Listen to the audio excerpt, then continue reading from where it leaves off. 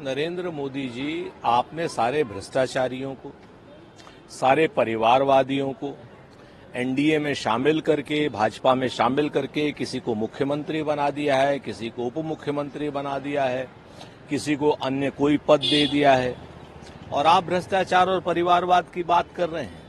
आपकी कथनी और करनी में फर्क है, जो अब जनता को नजर आ गया है। आपकी अब विदाई तय है। आने वाले समय में एक स्वच्छ, पारदर्शी इंडिया की सरकार बनेगी।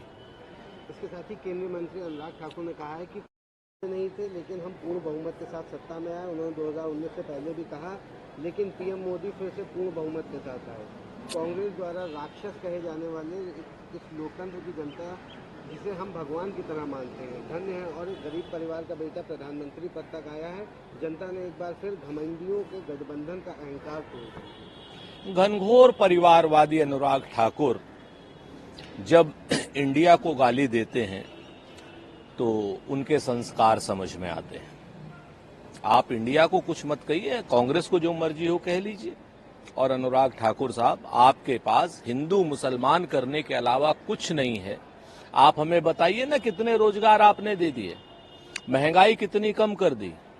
आप हमें बताइए कि महिलाओं की सुरक्षा मणिपुर से लेकर के नूह तक कौन सी कर दी आपने। सांप्रदायिक हिंसा में देश को जला दिया आपने। यही आपके एजेंडे हैं। इसी एजेंडे पे आप सरकार लाए थे और इसी एजेंडे पे सरकार लाने की सोच रहे हैं।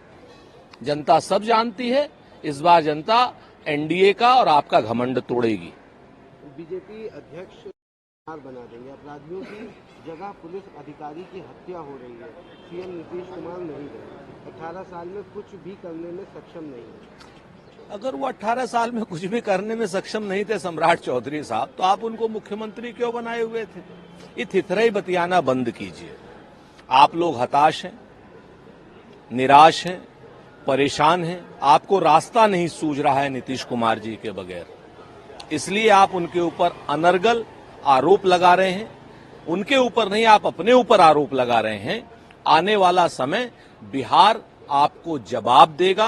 भारतीय जनता पार्टी की विभाजनकारी नीतियों को जवाब देगा और बिहार से ही एक नई क्रांति शुरू होगी और इंडिया की सरकार बनेगी। इसके साथ ही आखिरी सवाल रहेगा, बिट्टू बजरंगी को पूछताछ के बाद खिलाफ थाना सदर नूह में अवैध हथियार अधिनियम की धाराओं में मुकदमा पंजीकृत था। बिट्टू बजरंगी और 15 से 20 अन्य लोगों ने तलवार जैसे हथियारों के साथ नूह में एक महिला पुलिस अधिकारी के सामने नारे लगाए। इसको लेकर देखिए, ये जो जितने गौ गुंडे हैं और जिस तरीके से हिंदू मुसलमान करने की कोशिश कर रहे हैं, कानून को इनके खिलाफ कठोर धाराओं में कार्रवाई करनी चाहिए, सुसंगत धाराओं में कार्रवाई करनी चाहिए और जल्द से जल्द इन्हें सजा देनी चाहिए, जेल के सलाखों के पीछे पहुंचाना चाहिए, ताकि देश में कानून का राज हो सके और सांप्रदायिक सौहार्द बना रह सके।